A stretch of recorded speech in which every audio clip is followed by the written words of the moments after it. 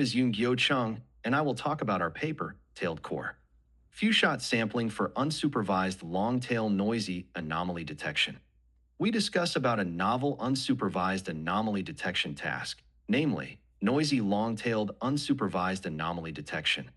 Specifically, normal data is both contaminated with defective regions, and the product class distribution is tailed, but the tailed classes are unknown.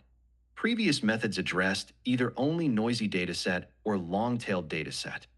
However, the setup where both happens together is realistic. Hence, our suggested scenario is highly practical.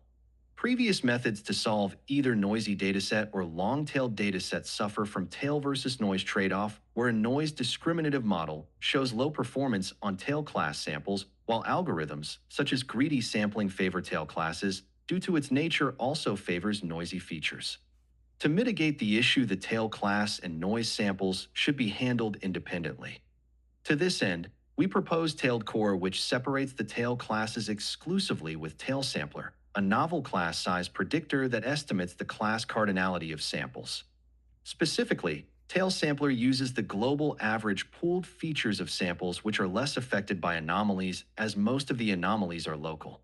After tail classes are sampled, we utilize a noise discriminative model for denoising and merge the features from each samples. To explain more specifically, we first estimate the class size of each samples.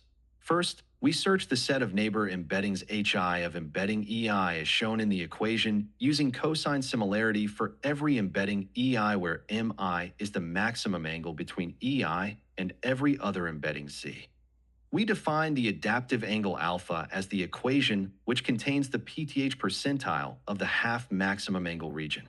Then, we estimate the class size of embeddings based on the neighborhoods of neighborhoods, where N alpha EI is defined as the equation, denoting the neighborhood of EI, which is the set of all train embeddings E within angle alpha of EI. Then, class size is estimated by the mode of the equation of kappa, where alpha E is the adaptive angle with respect to embedding E belonging to the neighborhood in alpha IEI of embedding EI. With the acquired kappas, we estimate the size of each class's ETA inductively by the equation below, and finally, determine the maximum size of tail classes with elbow technique. We conduct experiments on 3 different types of long-tail setups, which are Pareto, step k equal 4, and step k equal 1, where k denotes the number of sample for the class.